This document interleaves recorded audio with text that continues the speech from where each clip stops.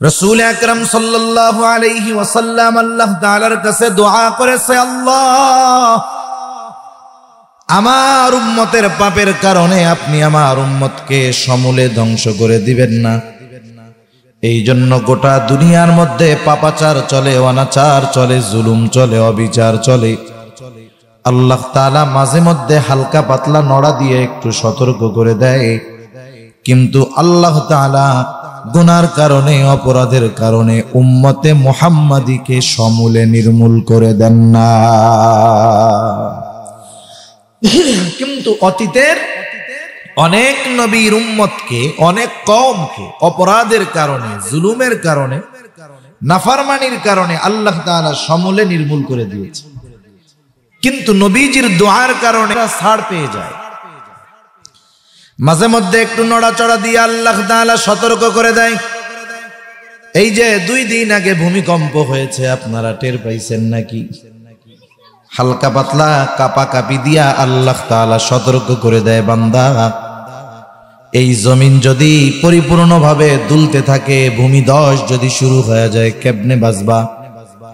অতীতে বহু জাতিকে আল্লাহ তাআলা এভাবে ধ্বংস করে দিয়েছেন।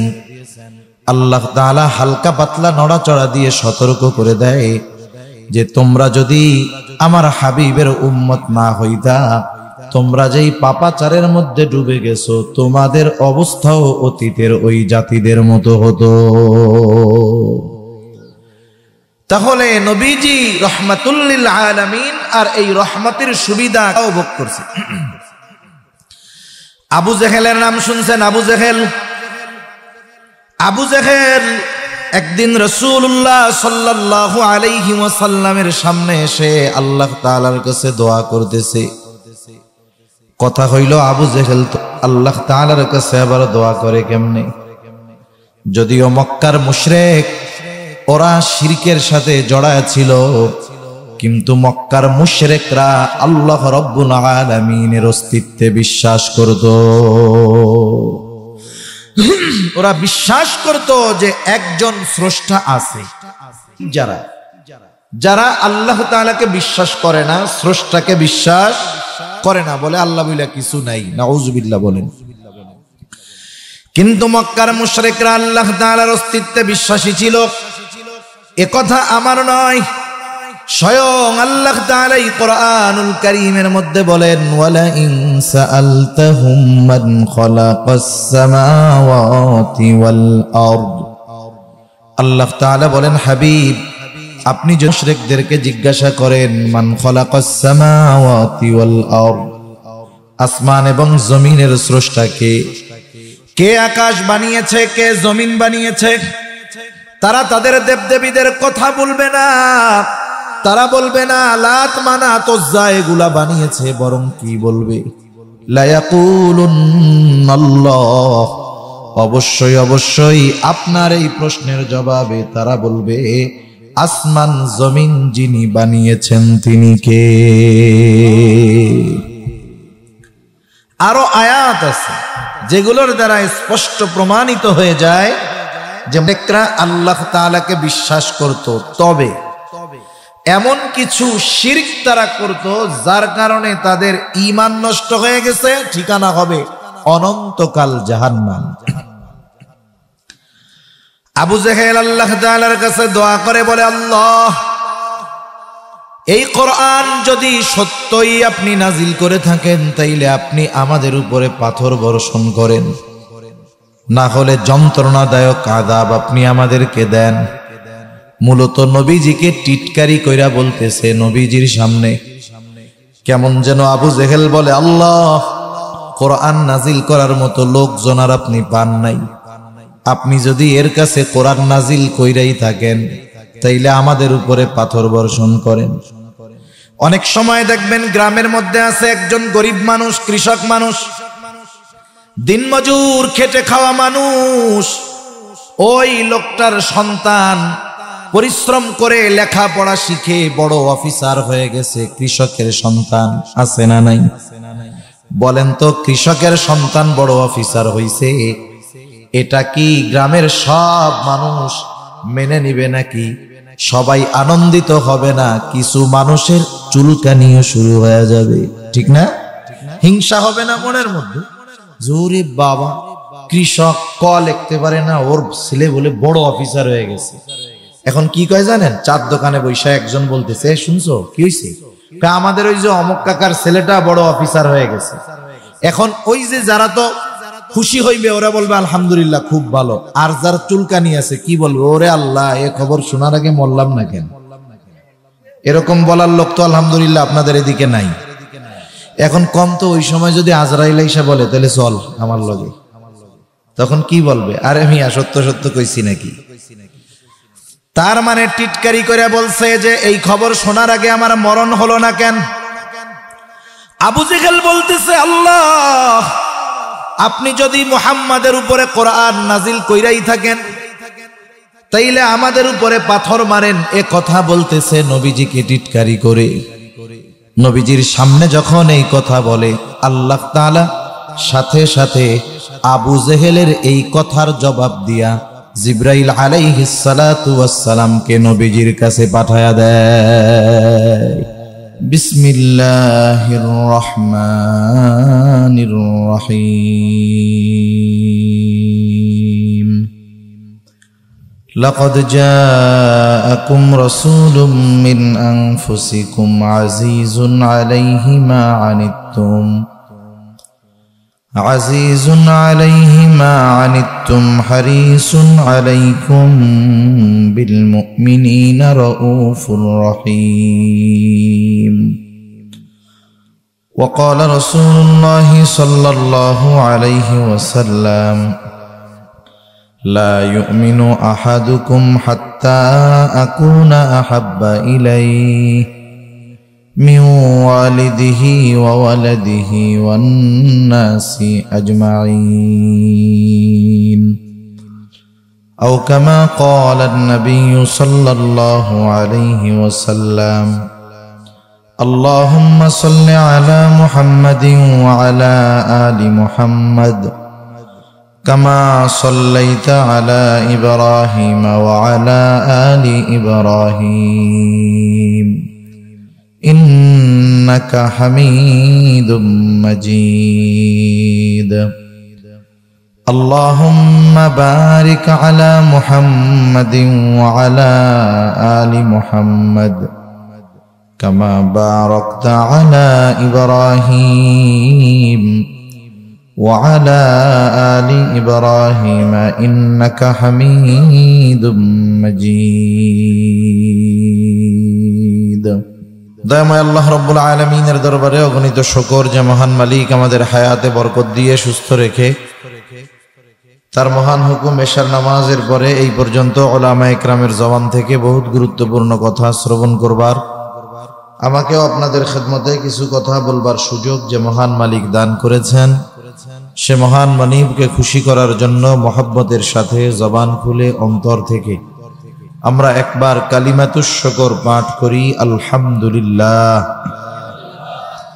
অগণিত দুরূদ ও সালাম সাইয়্যিদুল আম্বিয়া আশরাফুল আম্বিয়া খাতামুল আম্বিয়া ইমামুল মুরসালিন রাহমাতুল লিল আলামিন মুহাম্মাদুর রাসূলুল্লাহ সাল্লাল্লাহু আলাইহি ওয়াসাল্লামের উপর।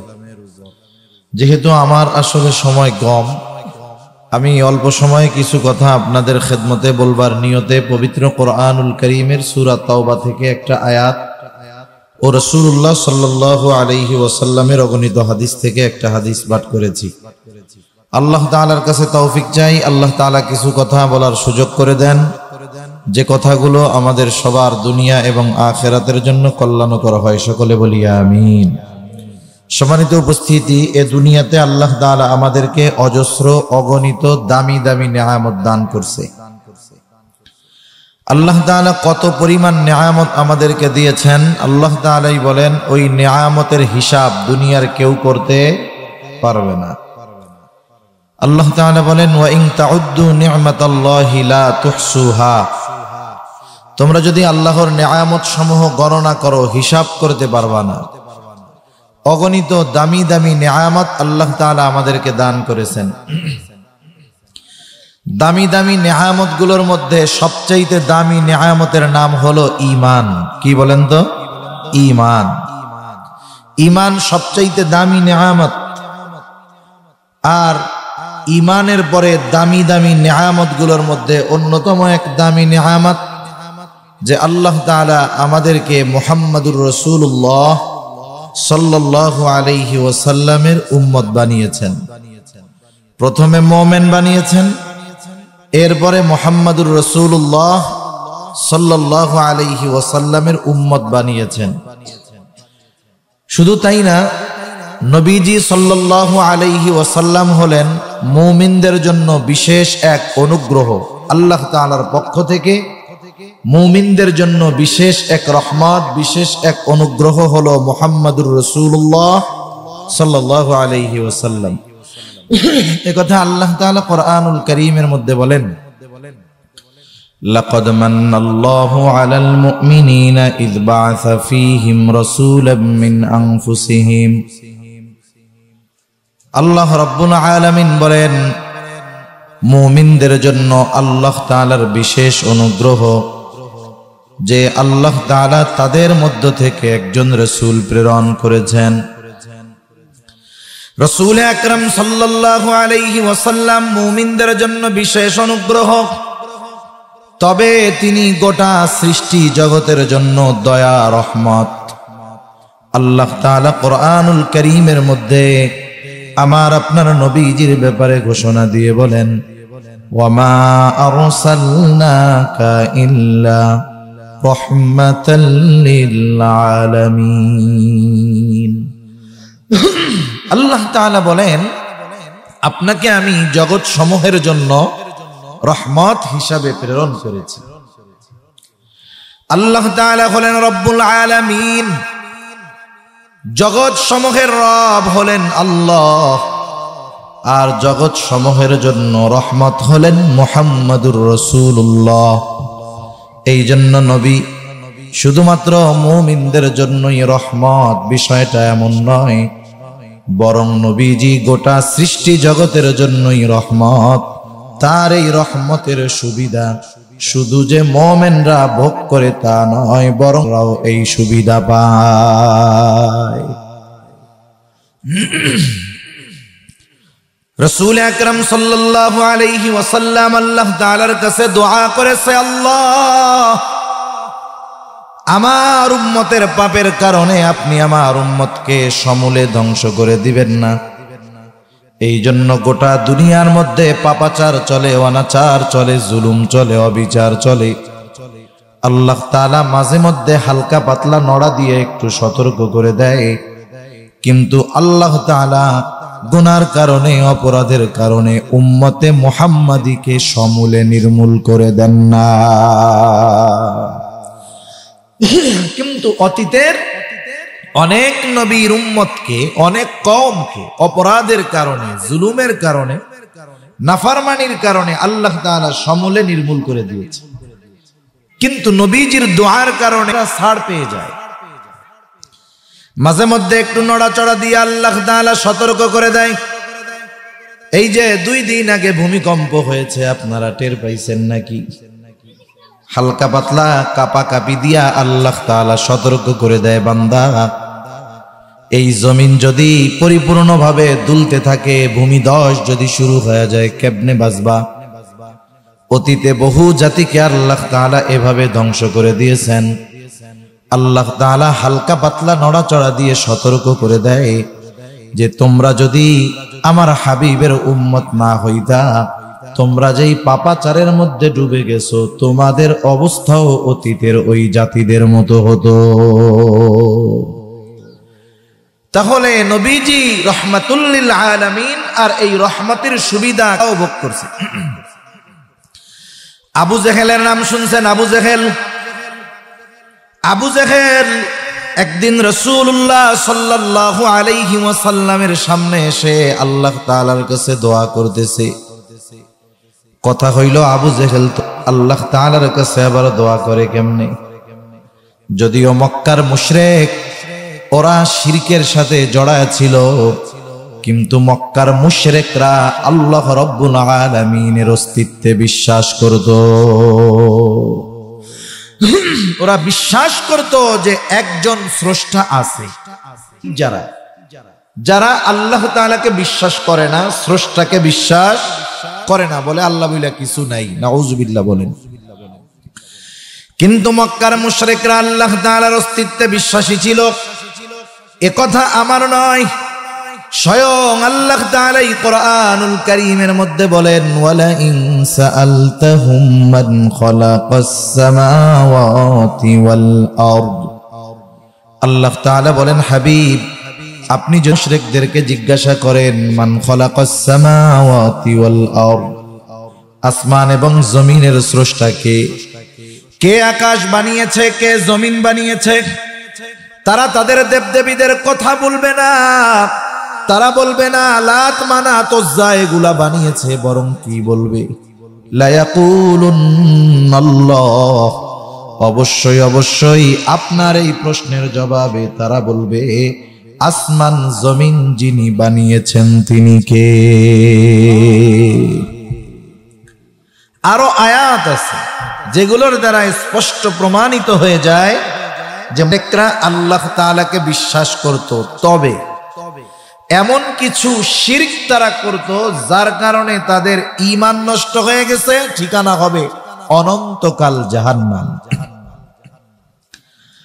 আবু জেহেল আল্লাহ তাআলার কাছে দোয়া করে বলে, আল্লাহ এই কোরআন যদি সত্যই আপনি নাজিল করে থাকেন তাইলে আপনি আমাদের উপরে পাথর বর্ষণ করেন, না হলে যন্ত্রণাদায়ক আযাব আপনি আমাদেরকে দেন। মূলত নবীজিকে টিটকারি কইরা বলতেছে নবীজির সামনে। কেমন যেন আবু জেহেল বলে, আল্লাহ কোরআন নাজিল করার মতো লোকজন আর আপনি পান নাই, আপনি যদি এর কাছে কোরআন নাজিল কইরাই থাকেন তাইলে আমাদের উপরে পাথর বর্ষণ করেন।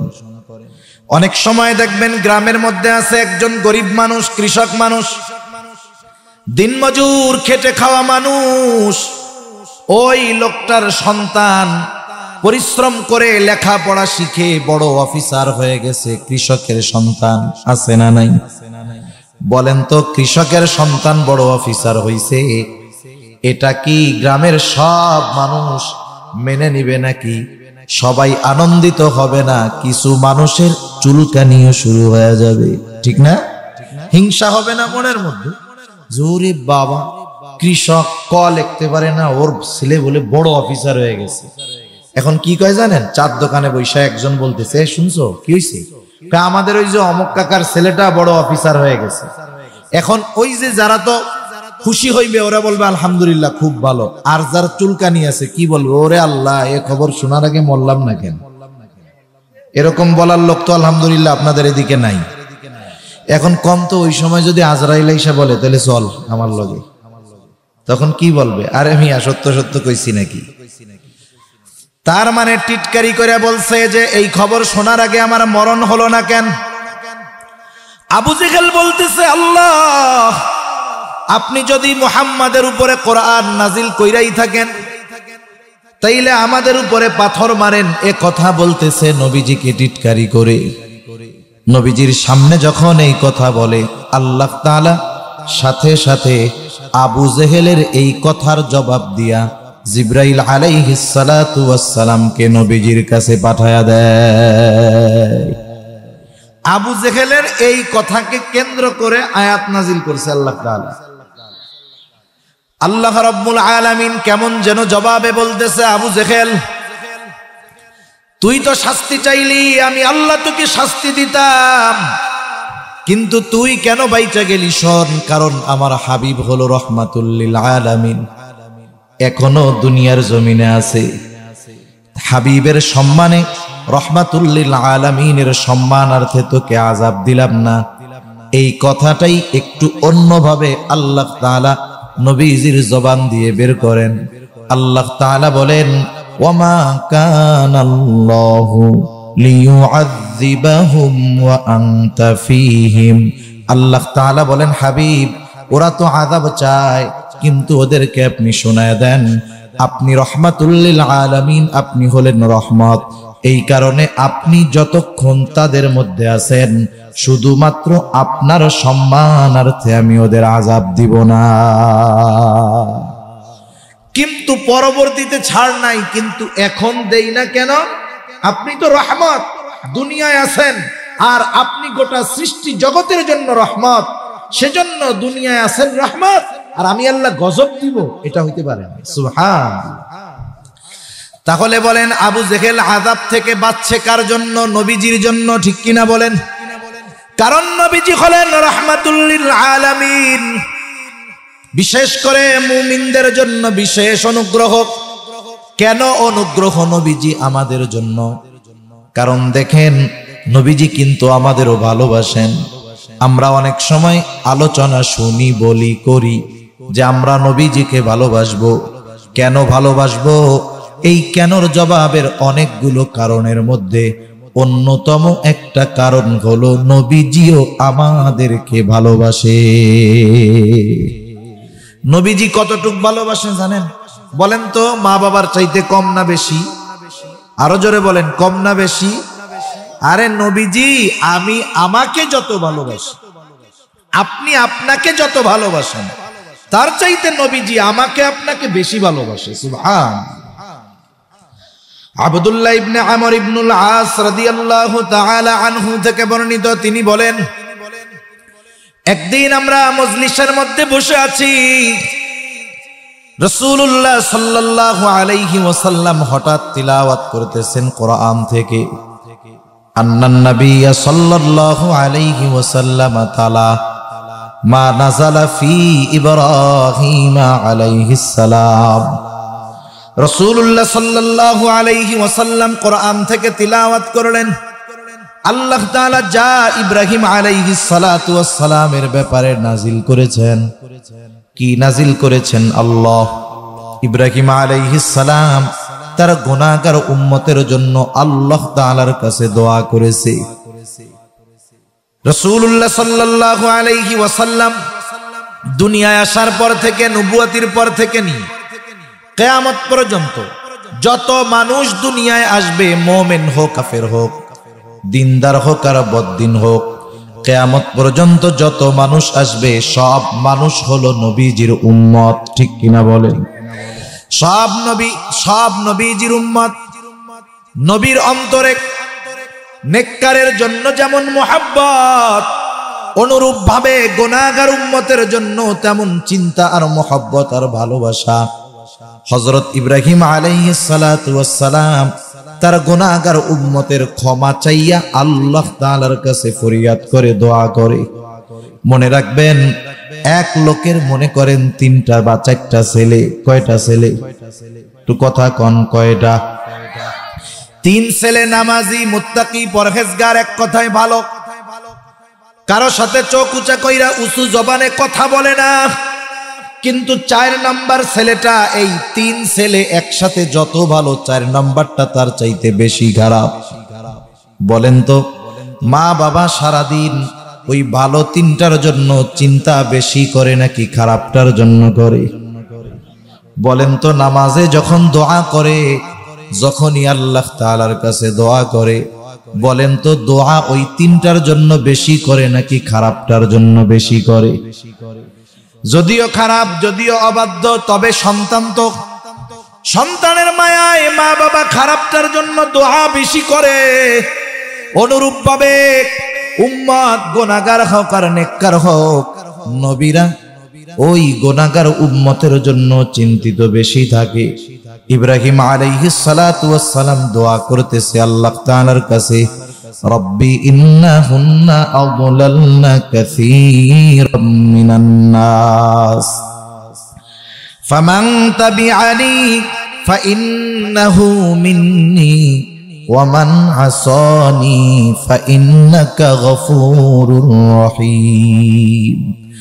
ইব্রাহিম আলাইহিস সালাম বলে, রব, ও আমার রব, এই প্রতিমাগুলো, এই মূর্তিগুলা অধিকাংশ মানুষকে পথভ্রষ্ট বানায় ফেলছে, পথচ্যুত করে ফেলছে, জাহান্নামের পথিক বানায় ফেলছে। আল্লাহ, ফামান তাবিআনি ফাইন্নাহু মিন্নী যে আমার আনুগত্য করলো সে তো আমার দলভুক্ত, আমার কথা মেনে যে ঈমান আনলো সে তো আমার দলের লোক। ওয়া মান আসানি ফাইন্নাকা গফুরুর রহিম। ইব্রাহিম আলাইহিস সালাম কেমন যেন বলতেছে, রব যারা আমার আনুগত্য করে নাই, আমার কথা মানে নাই, ওরাও তো আমার উম্মত, আমার উম্মত। আয় আল্লাহ, আপনি তো গফুর, আপনি তো রহিম, আপনি যদি চান আমার ওই অবাধ্য গুনাহগার উম্মত গুলাকেও আপনি মাফ কইরা দিতে পারেন। কেমন যেন নবী ইব্রাহিম আলাইহিস সালাম বলতেছে, আল্লাহ আপনি আমার গুনাহগার উম্মত গুলারেও মাফ কইরা দেন। সুবহান। وقال عيسى عليه السلام, ঈসা আলাইহিস সালাম দোয়া করতেছে তার গুনাহগার উম্মতের জন্য। আল্লাহ তাআলার কাছে বলে, ইন তুআযিবহুম ফাইন্নাহুম ইবাদুক ওয়া ইন তাগফির লাহুম ফাইন্নাকা আনতাল আজিজুল হাকীম। ঈসা আলাইহিস সালাম আল্লাহকে বলতেছে, আল্লাহ আপনি যদি আমার উম্মতগুলারে শাস্তি দেন তারা তো আপনারই বান্দা, আপনি যদি তাদেরকে শাস্তি দেন, ইন তুআযিবহুম ফাইন্নাহুম ইবাদুক, আপনি যদি তাদের শাস্তি দেন তারা তো আপনারই বান্দা, ওয়া ইন তাগফির লাহুম, আর যদি আপনি তাদেরকে ক্ষমা করে দেন, মাফ করে দেন, হায় আল্লাহ কেউ তো আপনাকে জিজ্ঞাসা করবে না কেন আপনি মাফ করলেন। কেমন যেন ঈসা আলাইহিস সালাম গুনাহগার উম্মতের ব্যাপারে আল্লাহ তাআলাকে বলে, আল্লাহ আপনি আমার গুনাহগার উম্মত, আপনার এই বান্দাগুলারে মাফ করে দেন, আপনি মাফ করলে কেউ কিছু বলবে না, জিজ্ঞাসা করবে না, কারণ আপনি হলেন আজিজ, আপনি হলেন হাকিম, আপনি হলেন মহাপরাক্রমশালী, প্রজ্ঞাময়। সুতরাং আপনি আমার গুনাহগার উম্মত গুলাকে মাফ করে দেন। একটু চিন্তা করে দেখেন, দুই নবী তার গুনাহগার উম্মতের ব্যাপারে দোয়া করছে কার কাছে? আরো জোরে বলেন, কার কাছে? আল্লাহ তাআলার কাছে দোয়া করছে। অনেক সময় দেখবেন ছোট মানুষ কিছু মনে নাই, হাঁটতেছে, হঠাৎ করে দেখে ওর বয়সের আরো দুইটা পোলা চকলেট খাইতেছে। এইবার বলেন তো ছোট বাচ্চার চকলেটের কথা মনে পড়ে কি পড়ে না? এইবার আব্বার কাছে কান্দে আর কয়, আব্বা চকলেট কিনা দাও। রাসূল আকরাম সাল্লাল্লাহু আলাইহি ওয়াসাল্লাম উম্মতের চিন্তায় বিভোর। যখন এই দুই নবীর উম্মতের ব্যাপারে দোয়া নবীজি কোরআন থেকে তিলাওয়াত করলেন, এইবার নবীজির অন্তরেও তার গুনাহগার উম্মতের চিন্তা উতলায়া উঠল। এইবার নবীজি আল্লাহ তাআলার কাছে দুহাত তুলে দোয়া করেন আর বলেন, আল্লাহুম্মা উম্মতি। হাদিসে আসছে, ফারাফা ইয়াদাইহি ওয়া ক্বালা আল্লাহুম্মা উম্মতি উম্মতি ওয়া বাকা। নবীজি দুই হাত উঁচু করে কাঁদতেছে আর বলতেছে, আল্লাহ আমার উম্মত, আমার উম্মত, আমার উম্মত। আর কিছু বলে না, শুধু কি বলে? আমার উম্মত। বলেন তো এই শব্দ বা এই বাক্য দ্বারা কেউ কিছু না বুঝলেও নবীজি কি বলতে চায় আল্লাহ তাআলা বোঝেন কি বোঝেন না? আরো জোরে বলেন, বোঝেন কি বোঝেন না? আল্লাহ তাআলা জানেন হাবিব কি বলতে চায়। এই যে দেখেন মাদ্রাসাগুলো আছে, মাদ্রাসা বৃহস্পতিবার বিকাল বেলায় যখন ছোট বাচ্চাটা ওস্তাদের সামনে আইসা কান্না করে, আসরের পরে আইসা হুজুরের সামনে বইসা শুধু কাঁদে, বৃহস্পতিবার বিকালে শুধু কান্না করে, কিছু বলে না। হুজুরও কয় কান্দোস কেন? ও আরো কান্দে। বলেন তো বৃহস্পতিবার বিকাল বেলায় হুজুরের সামনে বইসা কোন ছোট বাচ্চা যদি কান্না করে, বলেন তো এই কান্নার মানে কি? কি চায়? ছুটি চায়। বলেন তো ও যখন কান্দে হুজুরের কান্দার কারণ বোঝে কি বোঝে না? এরপরে ও কি বলে, কান্দোস কেন? ক নাইলে কাজ হবে না। ও আরো জোরে কান্দে। বলে যতই কান্দো কাজ হবে না, কেন কান্না করো বলো? এইবার ছোট বাচ্চাটা বলে, হুজুর বাড়িতে যাব, মাল্লাইগা পড়াতে। তখন হুজুর কি কয়? হাসি দিয়া কয়, যাও আগামীকাল সন্ধ্যার আগে আবার মাদ্রাসায় হাজির হয়ে যাইবা। হুজুর জানার পরেও বোঝার পরেও কেন মুখ দিয়া শুনতে চায়? এটা হলো ওস্তাদ ছাত্রের এক মহব্বতের বহির্প্রকাশ।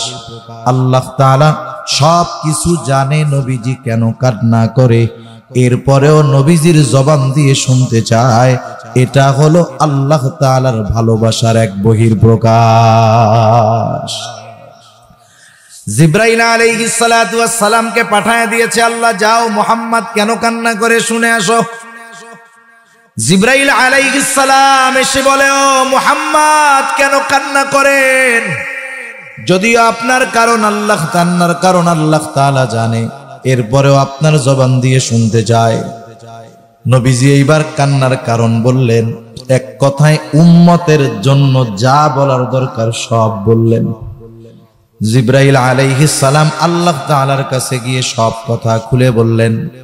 আল্লাহ তাআলা জিবরাইলকে জানায় দিলেন, জিবরাইল যাও আমার হাবিবকে মুহাম্মদকে গিয়ে জানায় দাও, অচিরেই আমি তাকে তার উম্মতের ব্যাপারে সন্তুষ্ট করব, আমি কখনোই তাকে অসন্তুষ্ট করব না। রাসূলুল্লাহ সাল্লাল্লাহু আলাইহি ওয়াসাল্লাম সব সময় আমাদের জন্য যেটা কল্যাণকর সেইটার ব্যবস্থা করে দেন। নবীজির কাছে নবীজি বলেন, আল্লাহ তাআলা প্রত্যেকটা উম্মতকে একটা বিশেষ দোয়া করার সুযোগ দিয়েছে তার উম্মতের ব্যাপারে, এবং নিশ্চয়তা দিয়ে দিয়েছেন ওই দোয়াটা অবশ্যই কবুল করা হবে। প্রত্যেকটা নবী উম্মতের ব্যাপারে ওই দোয়া দুনিয়ায় করে ফেলছে, কেউ বাকি রাখে নাই। নবীজি বলেন, আমি আমার দোয়াটাকে সংরক্ষণ করে রাখছি, কিয়ামতের দিন ওই দোয়াটাকে সুপারিশের রূপ দিয়া আমার গুনাহগার উম্মতের নাজাতের ব্যবস্থা আমি করব। শুধু তাই না, নবীজির উম্মতের প্রতি কেমন মায়া, কেমন দয়া। উম্মতের দ্বারা আঘাত পাওয়ার পরেও নবী উম্মতের জন্য বদদোয়া করেন নাই। যখন মক্কার মানুষেরা নবীজির কথা মানে না, ঈমান আনে না, নবীজি চলে গেছেন তায়েফ। তায়েফে যাবার পর তায়েফের মানুষও নবীজির কথা মানে না। দলে দলে বড় বড় ধারালো পাথর নবীজির গায়ে আঘাত করতেছে। পাথরের আঘাত এতটা জটিল ছিল, আয়েশা সিদ্দিকা রাদিয়াল্লাহু তাআলা আনহা একদিন নবীজির গায়ে দেখতে পাইলেন দাগ। জিজ্ঞাসা করতেছে, ইয়া রাসূলুল্লাহ, আপনার কি কখনো বসন্ত হয়েছিল নাকি? নবীজি বলেন, না আয়েশা, আমার কখনো তো বসন্ত হয় নাই। তাহলে ইয়া রাসূলুল্লাহ, পিঠের মধ্যে এই দাগগুলো কিসের? নবীজি বললেন, আয়েশা, আমি যখন দ্বীনের দাওয়াত দেওয়ার জন্য তায়েফে গেলাম, তায়েফের মানুষ বুঝতে পারে নাই তারা আমাকে যে পাথর নিক্ষেপ করেছিল এই দাগ হলো তাদের পাথর নিক্ষেপের আঘাতের দাগ। এর দ্বারা কি বোঝা যায়? পাথর গর্ত হয়ে চোক্কা চোক্কা পাথর আঘাত লাগছে, ওটা ছিদ্র হয়েছে, গায়ে ক্ষত হয়েছে, রক্ত বেরোচ্ছে। হযরত যায়েদ রাদিয়াল্লাহু তাআলা আনহু একা ঠেকায় পারেন না, দলে দলে পাথর মারে, নবীজি পথ চলে আর পড়ে যায়। আবার উঠে বলে, বলো লা ইলাহা ইল্লাল্লাহ তুফলিহু। এ তায়েববাসী বলো লা ইলাহা ইল্লাল্লাহ, সফল কাম হয়ে যাইবা, সফল হয়ে যাইবা। নবীজি পাথরের আঘাতে এতটা রক্তাক্ত হয়ে গেছেন, রক্ত গা ভিজে, জামা ভিজে, গা বেয়ে বেয়ে জুতার মধ্যে ঢুকে গেছে, রক্ত শুকায়া পায়ের সাথে জুতাটা আটকে গেছে। নবী অতিরিক্ত দুর্বল হয়ে গেছে। পড়ন্ত বিকালে নবীজি একটা আঙ্গুর বাগানের পাশে গিয়ে বিশ্রাম নিচ্ছে। ক্লান্ত শ্রান্ত দেহ, জিবরাইল আলাইহিস সালাম হাজির। এসে বলে, ইয়া রাসূলুল্লাহ, এই কওম আপনার সাথে কেমন আচরণ করেছে? আল্লাহ তাআলা সবকিছু দেখছেন। আজকে আমি একা আসি নাই, আমার সাথে নতুন একজনকে নিয়ে আসছি, যে ইতিপূর্বে কখনো আপনার কাছে আসে নাই। নবীজি বলেন, এইবার ওই ফেরেশতা এসে আমাকে সালাম দিল। সালাম দেওয়ার পরে বলে, ইয়া রাসূলুল্লাহ, এই কওম আপনার সাথে কেমন আচরণ করেছে আপনার মালিক সব জানে। তিনি আমাকে আপনার কাছে পাঠিয়েছেন আপনার নির্দেশ মান্য করার জন্য, আদেশ পালন করার জন্য। আপনি যদি নির্দেশ দেন দুই পাহাড় দিয়ে ইয়াখরুজাল্লাহু মিন আসলাবিহিম মান ইয়াবুদুল্লাহা ওয়াহদাহু, তাইলে এদের থেকে ওই প্রজন্ম বের হবে কেন? সুবহানাল্লাহ। একটু চিন্তা করেন কতটুকু মোহাব্বত, ভালোবাসা, দয়া উম্মতের প্রতি থাকার কারণে উম্মতের দ্বারা কষ্ট পাওয়ার পরেও উম্মতকে শাস্তি দেওয়ার ব্যাপারে আল্লাহর নবী কখনো বলেন। শুধু তাই না, এই নবীর উম্মতের প্রতি দয়া যে দুনিয়ায় তা না, আরো অনেক হাদিস আছে। আখিরাতের ময়দান সবচাইতে কঠিন অবস্থা। দুনিয়ায় যেই মানুষটা আমাকে আপনাকে সবচাইতে বেশি ভালোবাসে, কিয়ামতের দিন সেও আমাকে চিনবে না। যেই মা সন্তানকে এত ভালোবাসে ওই মাও কিন্তু কিয়ামতের দিন সন্তানকে চিনবে না। আল্লাহ তাআলা কোরআনুল কারীমের মধ্যে বলেন, ইয়াউমা ইয়াফিরুল মারউ মিন আখিহি ওয়া উম্মিহি ওয়া আবিহি ওয়া সাহিবাতিহি ওয়া বানিহি লিকুল্লি ইমরিইম মিনহুম ইয়াউমাইযিন শাআনুন ইউগনি। আল্লাহ তাআলা বলেন সেই দিন ভাই ভাইয়ের থেকে পলায়ন করবে। ওয়া উম্মিহি ওয়া আবিহি, পিতা মাতার থেকে পলায়ন করবে। ওয়া সাহিবাতিহি ওয়া বানিহি, স্ত্রী সন্তানদের থেকে পলায়ন করবে, শুধু নিজের চিন্তা করবে, কেউ কাউকে চিনবে না। বরং মা চিন্তা করবে সন্তানদের জাহান্নামে দিয়া হলেও নিজে জান্নাতে যাওয়া যায় কিনা। ওই কঠিন মুসিবতের দিন, যেই দিন আমার আপনজন কেউ আমাকে চিনবে না, ওই কঠিন মুসিবতের দিনও নবীজি তার উম্মতকে ভুলবে না। হাদিসের মধ্যে আসছে নবীজি একবার হাউজে কাউসারের কাছে দৌড়ায় চলে যাবে, না জানি তার কোন উম্মত পানি পান থেকে মাহরুম হয়ে যায় কিনা। আবার দৌড়ায় পুলসিরাতের কাছে চলে যাবে, না জানি কোন উম্মত পাড়ি দিতে ব্যর্থ হয়ে যায় কিনা। আবার মিজানের কাছে চলে যাবে, না জানি কোন উম্মত সওয়াব গুনাহ ওজন করার সময় ধরা পড়ে যায় কিনা। আবার জাহান্নামের কাছে চলে যাবে, না জানি কোন উম্মতকে জাহান্নামে দিয়ে দেওয়া হয় কিনা। উম্মতের জন্য আবার যখন সুপারিশের দরকার, আল্লাহর কুদরতি কদমে লুটায় পড়া সুপারিশ করবে।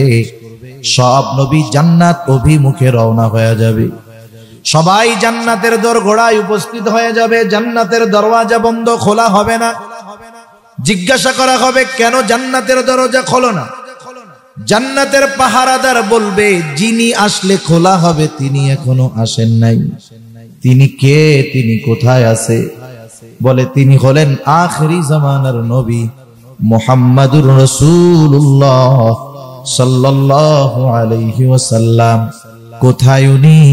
উনি এখনো হাসরের ময়দানে। নবীজি যতক্ষণ না তার ওই উম্মত যার যাররা পরিমাণ ঈমান আছে তার জন্য যতক্ষণ না জান্নাতের নিশ্চয়তা আল্লাহ তাআলার কাছ থেকে তিনি পাবেন, ততক্ষণ পর্যন্ত নবী নিজে জান্নাতে প্রবেশ করবে না। আর মা বাপ কি করবে? বলবে আমার পোলারে জাহান্নামে দিয়া হইলেও আল্লাহ আমারে বাঁচান। একজন তো এটা বলবে কিয়ামতের দিন, হাদিসের মধ্যে আসছে, তাফসীরেও আসছে, যে বলবে আল্লাহ সারা দুনিয়ার সব মানুষকে জাহান্নামে দিয়া হইলেও আপনি আমার জান্নাতে দিয়া দেন। ওই কঠিন দিন আল্লাহ তাআলা এমন এক নবী আমাদের দিলেন, ওই নবী ওই দিন আমাদের ভুলবে না। নবী আমাদের কি পরিমাণ ভালোবাসে, দুনিয়ার মানুষের কথা বাদ দেন, হাদিসের কথাও রাখেন। নবী যে আমাদের কি পরিমাণ ভালোবাসে, এ ভালোবাসার সাক্ষ্য দিয়েছেন স্বয়ং আল্লাহ। কে বলেন? আরো জোরে বলেন কে?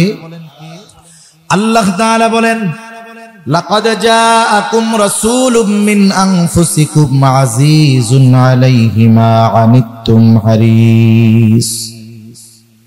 আল্লাহ তাআলা বলেন, তোমাদের জন্য তোমাদের মধ্য থেকে এমন একজন রাসূলের আগমন ঘটেছে, আজিজুন আলাইহি মা আনিতুম, তোমাদের জন্য যেটা যন্ত্রণার, যেটা কষ্টের, সেটা তার জন্য কষ্টের। সোজা কথা হলো উম্মত যেটাতে কষ্ট পায় নবীজিও সেটাতে কষ্ট পায়। উম্মত যে কোনো কারণে যদি কষ্ট পায় সেই কষ্টটা নবীজিও অনুভব করে। কেমনে করে বলেন তো? ছোট বাচ্চার যখন জ্বর হয় 3-4 বছর বয়স, ছোট মানুষ তো জ্বর হইলে খুব অসুস্থ দুর্বল হয়ে যায়। ওই 2-3 বছরের বাচ্চার যখন জ্বর হয়, বলেন তো তার বাবার কেমন লাগে, মার কেমন লাগে? জ্বর হইছে ওই বাচ্চার, ওর চাইতে বেশি কষ্ট হয় মা বাবা। কেন? মোহাব্বত, ভালোবাসার কারণে। ঠিক কিনা বলেন? চিন্তা করে দেখেন, মা বাপ আমাদের এতটুকু ভালোবাসে, এই কষ্টে তাদের কত কষ্ট হয়। তাহলে ওই মা বাবার চাইতে নবী বেশি ভালোবাসে না কম ভালোবাসে? সেজন্য উম্মতের প্রত্যেকটা কষ্ট নবীজির কষ্টের কারণ। এ কথা বলতেছে আল্লাহ যে তিনি হলেন তোমাদের জন্য আজিজ, সমব্যথী, তথা তোমাদের জন্য যেটা কষ্টের সেটা তার জন্য কষ্টের। তিনি হলেন হারিসুন আলাইকুম, তিনি তোমাদের জন্য কল্যাণকামী। এরপরে আল্লাহ তাআলা স্পেশাল ভাবে, আলাদা ভাবে মুমিনদের জন্য নবীজি হলেন আলাইকুম বিল মুমিনিনা রাউফুর রহিম, বিশেষ করে মুমিনদের জন্য তিনি হলেন অতি সদয় আর পরম দয়ালু। রাউফ, রহিম, এই দুটো শব্দ আল্লাহ তাআলার গুণবাচক যেই নামগুলো আছে এর মধ্যে অন্যতম দুটি নাম হলো রাউফ আর রহিম। তাহলে বলেন, রাউফ আর রহিম কার গুণবাচক নাম? ওই আল্লাহ।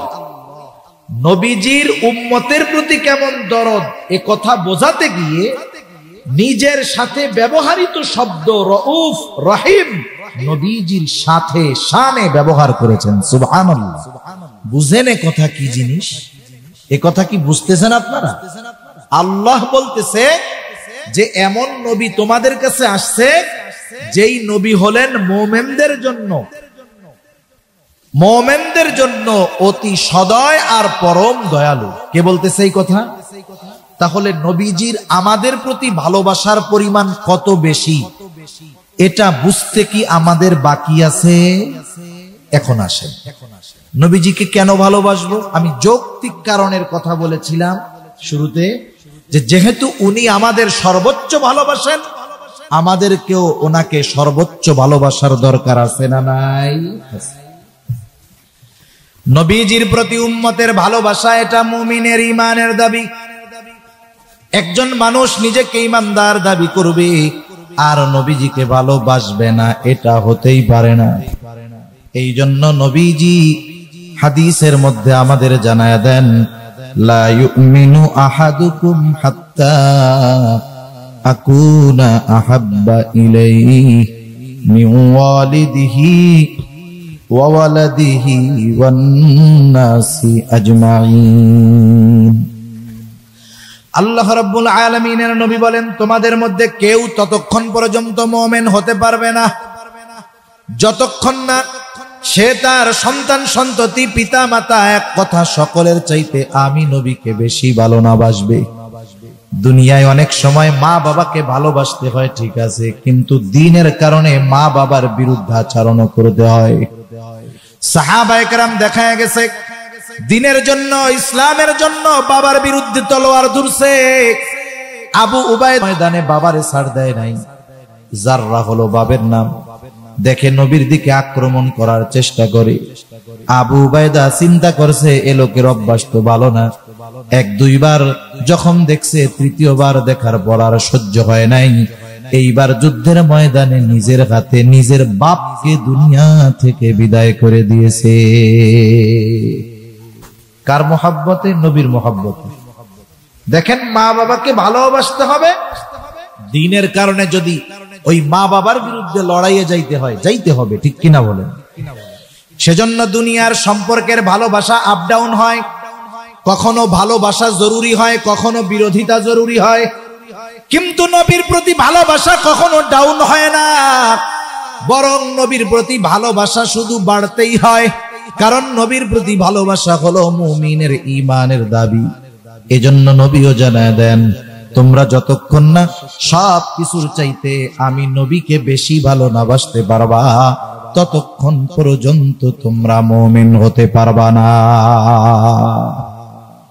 তাহলে বলেন, নবীজিকে সর্বোচ্চ বেশি ভালোবাসার দরকার আছে না নাই? হাদিসের আলোকে বাসতে হবে, বরং নিজের জীবনের চাইতে নবীকে বেশি ভালোবাসতে হবে। এখন নবীকে কেমনে ভালোবাসবো? যাকে সামনে পাওয়া যায় তাকেই তো বেশি ভালোবাসা যায়। সাহাবায়ে কেরাম নবীজিকে সামনে পাইছে, আবু বকর ঘরের সব সম্পদ আইনা নবীর সামনে রাইখা দিছে। সাহাবায়ে কেরাম নবীকে সামনে পাইছে, উহুদের ময়দানে নবীজি যখন গর্তে পড়ে গেছে, হযরত তালহা নিজের বুকটাকে নবীজির জন্য ঢাল বানায়া দিয়েছে। আমরা তো নবীজিকে সামনে পাই নাই, কেমনে ভালোবাসবো? নবীজিও জানতেন আমার উম্মত চিন্তা করবে কেমনে তারা আমাকে ভালোবাসবে, এই জন্য নবীজি তাকে ভালোবাসার পদ্ধতিও আমাদের জানায় দিয়েছেন। ওই পদ্ধতি যারা অবলম্বন করবে দুনিয়াতে তারাই আশিকে রাসূল তথা নবীর মহব্বতকারী হিসাবে গণ্য হবে। তাহলে কারা কারা নবীজিকে ভালোবাসতে রাজি? হাত উঁচা করি। নারায়ে তাকবীর, নারায়ে তাকবীর। মাশাআল্লাহ, হাত নামে, কারণ এটা তো আর না করার সুযোগ নেই।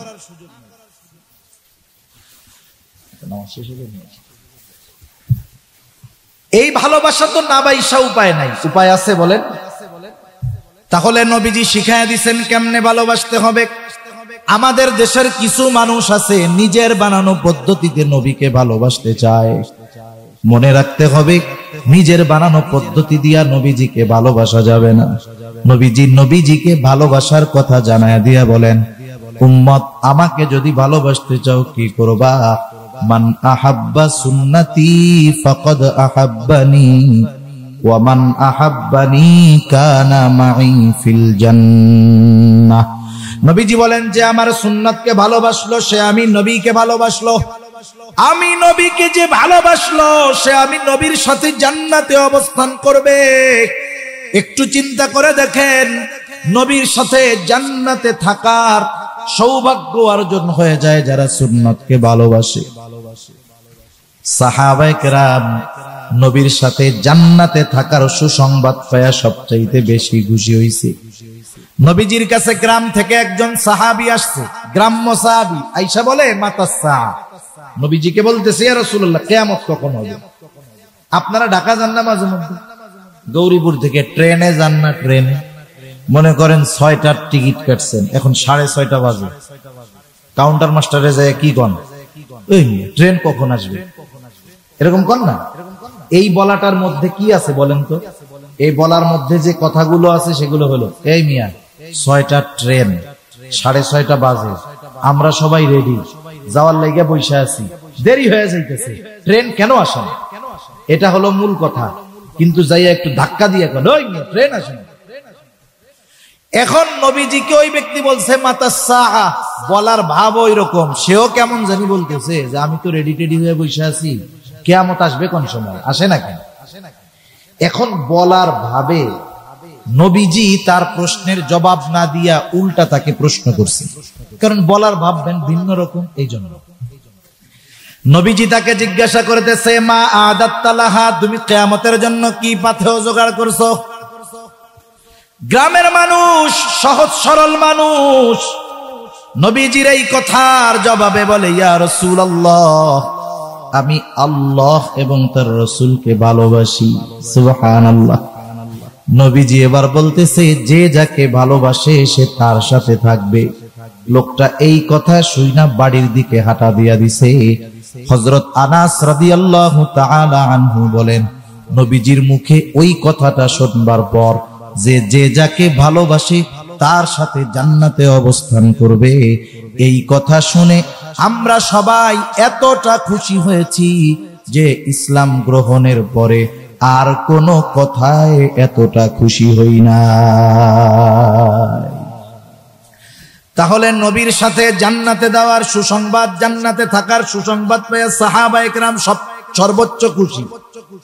আমরাও সর্বোচ্চ খুশি তো? সেই নবীর সাথে যদি জান্নাতে থাকতে হয় জান্নাতে আগে যাইতে হবে। জান্নাতে যাওয়ার কর্ম যদি করে সে জান্নাতে যেতে পারবে। জান্নাতে গেলে নবীজির সাথে থাকা যাবে। এখন জান্নাতে কারা যাবে সেও নবীজি জানায় দেন। নবীজি বলেন কুল্লু উম্মতি ইয়াদখুলুনাল জান্নাতা ইল্লা মান আবা। নবীজি বলেন আমার সব উম্মত জান্নাতে প্রবেশ করবে আবা উম্মত ছাড়া। জিজ্ঞাসা করা হলো আবা উম্মত কারা? নবীজি বলেন মান আতাআনি দাখালাল জান্নাহ। যারা আমার আনুগত্য করবে তারা জান্নাতে প্রবেশ করবে। ওয়া মান আসানি ফাকাদ আবা। যারা আমার অনুসরণ করবে না, আনুগত্য করবে না, তারা আবা উম্মত, তারা জান্নাতে যাবে না। তাহলে নবীর সাথে যদি জান্নাতে থাকতে হয় তাহলে সুন্নাতকে মোহাব্বতের সাথে অনুসরণ করতে হবে, সুন্নাতকে ভালোবাসতে হবে, নিজেও সুন্নাতওয়ালা হতে হবে। অনেক সময় আমরা সুন্নাতওয়ালাকে ভালোবাসি কিন্তু নিজে সুন্নাতওয়ালা হই না, ঠিক কিনা বলেন? তাহলে শুধু ভালোবাসলেই হবে না, ভালোবাসার সাথে সাথে নিজেও সুন্নাতওয়ালা হতে হবে। দুনিয়াতে যদি কেউ সুন্নাতওয়ালা হতে চায় হাজারো বাধা বিপত্তি কথা তাকে শুনতে হতে পারে। অনেক যুবক ভাইরা আছেন, যুবক মানুষ, দাড়ি রাখার কথা বলা হইলে দাড়ি রাখে না। এখন কথা হইল হুজুর এত সুন্নাত থাকতে দাড়ির সুন্নাতের কথা কেন আপনারা বেশি কম? কারণ দাড়ি হলো এমন একটা সুন্নাত যেই সুন্নাত পালন করলে আরো অনেক সুন্নাত পালন করা সহজ হয়ে যায়। দাড়ি হলো এমন এক সুন্নাত, এই সুন্নাতের বদৌলতে হাজার হাজার গুনাহ থেকে মানুষ বাঁচতে পারে। মনে করেন যুবক মানুষ স্কুল কলেজে পড়ে, দাড়ি রাখো না কেন? বলে হুজুর এখন দাড়ি রাখলে এই বয়সে, এখন তো ভাইয়া বলে সবাই, দাড়ি রাখলে সবাই চাচা ডাকবে। আছে না অনেকে? তো আমরা দাড়িওয়ালা মানুষ বুঝি তো, বাসের মধ্যে উঠছি, দেখা যাবে কন্ট্রাক্টর আমার বাবার চেয়ে বয়সে বড় কিন্তু দাড়ি দুড়ি নাই। আমারে কয় চাচা আপনি একটু সাইডে দাঁড়ান। আমার মনে মনে কয় তুমি তো আমার দাদার বয়সী, দাড়িটা রাখলে এটার বয়স হইত। এখন এই দাড়ি রাখার কারণে যুবক মানুষ চাচা শুনতে হয়, এটা তার একটু কষ্ট লাগে না? কষ্ট লাগে, এই জন্যই তো রাখেন। আবার কতজন লেখাপড়া শেষ দাড়ি রাখে না কেন? বলে বিয়ে শাদীটা কইরা নেই এরপরে রাখ মনে। কেন? কই বিয়ে শাদীর সময় এই সময় দাড়ি রাখলে ভালো মাইয়া পছন্দ করে না। আরে বোকা, যেই মেয়ে দাড়ি আর দাড়িওয়ালারে পছন্দ করে না সে ভালো হয় কেমনে? ঠিক কিনা বলেন? যে নবীর সুন্নাতকে ভালোবাসে না, সুন্নাতওয়ালাকে ভালোবাসে না, সে ভালো মেয়ে হতে পারে না। তোমার আখিরাতের হিসাব পরে জান্নাতি না জাহান্নামী সেটা পরে। কিন্তু যেই মেয়ে দাড়িওয়ালা দাড়ি ভালোবাসে না, ওই মেয়া যত সুন্দরী হোক, যত বংশ ভালো হোক, যত টাকা পয়সাওয়ালা হোক, যত উচ্চ শিক্ষিত হোক, তুমি ঘরে আনো, পরকালে কি হবে আল্লাহ জানে। কিন্তু ওই মহিলা বা ওই মেয়ের কল্যাণে দুনিয়ায় তুমি ছোট্ট একটা জাহান্নাম দেখতে পাইবা। টের পাবা, মজা করে কর। সেই জন্য খবরদার, এমনটা করা যাবে না। দুনিয়ায় কেউ যদি দাড়ির জন্য, সুন্নতের জন্য তিরস্কার করে, কিয়ামতে এটা পুরস্কার পাওয়ার কারণ হবে। নবীজির সুন্নাত মানতে গিয়া যদি তিরস্কার মানুষের কাছে হইতে হয়, এটা সৌভাগ্যের ব্যাপার হতে পারে। এই তিরস্কারটা আমার আপনার নাজাতের কারণ হতে পারে, ঠিক কিনা বলেন? সর্বশেষ একটা কথা বলে আলোচনা শেষ করি। একটু হৃদয় দিয়ে কথাগুলো ভাববেন। আপনাদের অঞ্চলে মাঝে মধ্যে লোকজন মারা যায় কি যায় না? যখন কোনো মানুষ মারা যায় তার ভেতরে কি আছে, অন্তরে কি আছে বাদ দেন। যদি তার নামটা মুসলমানের হয়, জন্মটা মুসলমানের ঘরে হয়, পরিচয়টা যদি মুসলমানের হয়, তাহলে মারা যাওয়ার পর সুন্দর মতো তাকে আগে গোসল দেওয়ানো হয়। গোসল দেওয়ার পরে কাফন পরায় দেওয়া হয়। এরপরে জানাজার নামাজের জন্য নিয়ে যাওয়া হয়। জানাজা শেষে লাশের খাটিয়াটা নিয়ে কবরস্থানের দিকে রওনা হয়ে যাওয়া হয়। এইবার লাশটা কবরের পাশে রাখা হয়। দুইজন আল্লাহর বান্দা কবরের মধ্যে নামেন, আর দুইজন উপর থেকে যে কোনো পদ্ধতিতে লাশটাকে নিচে ধরায়া দেয়, ঠিক কিনা বলেন? বলেন তো এই সময় একটা দোয়া পড়া হয়, দোয়া। ওই কি দোয়া পড়া হয় আপনাদের জানা আছে নাকি? কম তো কি পড়ে সামনের দিকে কোন বিসমিল্লাহি ওয়া আলা মিল্লাতি রাসূলিল্লাহ। এই দোয়াই ময়মনসিংহে পড়ে, গৌরীপুরে পড়ে, গোটা বাংলাদেশ সহ গোটা দুনিয়ায় এই দোয়াটা পড়ে। আমি মারা গেলে আমাকেও এই দোয়াটা পড়াই কবরে রাখবে। হয়তো অনেকে কবরে শোয়াইছেন, নামাইছেন, পড়ছেন। এই দোয়ার মধ্যে আসলে আমরা কি বলি কখনো আমরা হৃদয় দিয়ে বোঝার চেষ্টা করি নাই। আরবির কিছু শব্দ আছে যেটা অনুবাদ করলে শুধু শব্দটা দেখা যায়, পড়া যায়, কিন্তু ওই শব্দের যেই গভীরতা ওটা অনুবাদের দ্বারা বোঝা যায় না, ওটা বুঝতে হয় হৃদয় দিয়ে, অন্তর দিয়ে। এই দোয়াটা যখন আমরা পড়ি, কথাটা বলি হলো এরকম, আল্লাহর নামে এমন এক লোকরে কবরে রাখতেছি যে তার গোটা জীবন রসূলের সুন্নতের উপরে পরিচালিত করছে। মূল কথাটা যা বলি আর কি বলি সংক্ষেপে, কিন্তু কথাটার ব্যাখ্যা কি বুজুর্গানে দিন বলে যে বলি যে আল্লাহ আপনার নামে এমন একজন লোককে এখন কবরে রাখতেছি যে তার গোটা জীবন সুন্নতের উপরে ছিল, আলা মিল্লাতি রাসূলিল্লাহ, রাসূলের মিল্লাতের উপরে ছিল, মানে রাসূলের সুন্নতের উপরে ছিল, আদর্শের উপরে ছিল। যখন মারা গেছে তখনও রাসূলের সুন্নতের উপরে ছিল। এরপরে যখন তাকে আমরা কবরে রাখতেছি তখনও সে রাসূলের সুন্নতের উপরে আছে। এই অবস্থায় তারে কবরে রাখতেছি। এই দোয়াটা পড়া যারে কবরে রাখা হচ্ছে তার মুখের মধ্যে দাড়ি নাই, বলেন তো ওই ব্যক্তির জন্য এই দোয়াটা তো পড়বেন নাকি পড়বেন না? তাহলে যার মুখে দাড়ি নাই, যার সুন্নাতের খবর নাই, সারা জীবন সুন্নাত আর সুন্নাত ওয়ালাদের বিরোধিতা করছে, বলেন তো ওই লোকের ব্যাপারে এই দোয়া সত্য না মিথ্যা? আরেকটু জোরে বলেন, সত্য না মিথ্যা? মিথ্যা। হায়াতের কোনো গ্যারান্টি নাই, কে কোন সময় মারা যাবে বলা যায় না। সুস্থ মানুষ ঘুমায় থাকে আর ঘুম থেকে উঠে না, দরজা খুলে না, চোখ বন্ধ হইছে তো আর সে খুলে না। এইরকম দৈনিক শত শত ঘটনা দেশে ঘটতেছে। যুবক মানুষ, সুস্থ মানুষ স্ট্রোক করে মুহূর্তের ভিতরে মারা গেছে। বলেন তো এইরকম ঘটনা এদেশে ঘটে কি ঘটে না? আমি আপনি কোন সময় দুনিয়া থেকে চলে যাব বলা যায় না। অনেকে হয়তো চিন্তা করতেছে এখন তরুণ, এখন যুবক, এখন উড়ে বেড়ানোর সময়, এখন একটু ফুর্তি করি, দুনিয়া ব্যাপী ঘুরে বেড়াই, বুড়া হইলে দাড়ি রাইখা নামাজ কালাম শুরু করে দিব। এই কথাটা অন্তরে ঢুকায় দেয় হলো শয়তান। এই কথাটা অন্তরে ঢুকায় দেয় শয়তান। সে মানুষকে দ্বীনের পথে আসার ক্ষেত্রে শুধু বিলম্ব করায়।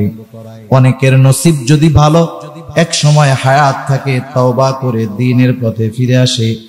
আবার অনেকের নসিব খারাপ, বিলম্ব করাইতে একটা সময় হায়াত শেষ হয়ে যায়, দ্বীনের উপরে আসতে পারে না, দুনিয়া থেকে চলে যায়। সেজন্য আমাদের অন্তরে যদি এই কথাগুলো আসে, আমাদের অন্তরে যদি এই কথাগুলো আসে যে এখন একটু ঘোরাফেরা করি, কয়দিন পরে ভালো হয়ে যাব, দাড়ি রাখবো, নামাজ পড়বো, হজ করব, তাবলিগে যায় ভালো হব, খবরদার, দেরি করা যাবে না।